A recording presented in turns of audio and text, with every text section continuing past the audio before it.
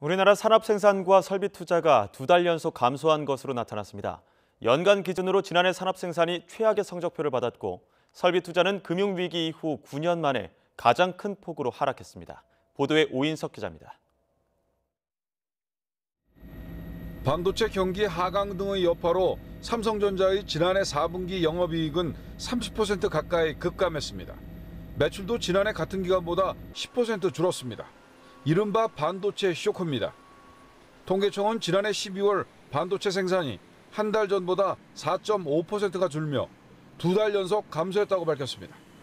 지난해 12월 자동차 생산도 완성차 수출이 줄어들며 한 달 전보다 5.9% 감소했습니다. 반도체와 자동차 등 광공업과 정보통신, 운수 창고 등 서비스업 생산도 줄며 전 산업 생산은 2달 연속 뒷걸음질 쳤습니다. 지난해 연간 전 산업 생산은 1년 전보다 1.0% 증가하는 데 그쳐 지난 2000년 집계를 시작한 이후 가장 낮은 증가율을 기록했습니다.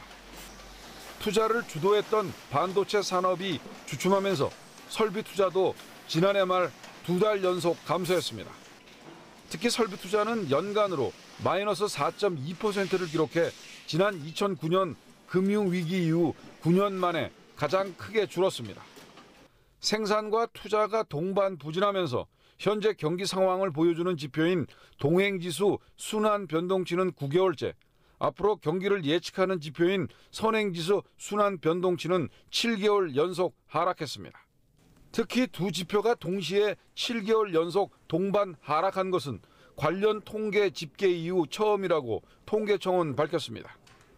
제1순환기부터 보시면 저희가 아까 말씀드린 대로 동행하고 선행 순환 변동치가 동시 6개월 이상 연속 하락이 최초인 건 맞고요. 그나마 소비가 국내 경기를 뒷받침했습니다. 지난해 12월 소매 판매는 펠리세이드 등 신차 효과와 유류세 인하 등의 영향으로 한 달 전보다 0.8% 증가하며 석 달 연속 늘었습니다. 연간 소매 판매액 지수도 4.2% 상승해 7년 만에 가장 높았습니다. 정부는 소비 호조세를 계속 이어가고 대규모 투자 프로젝트를 신속히 추진해 경제 활력을 회복하는 데 총력을 다하겠다고 밝혔습니다. YTN 오인석입니다.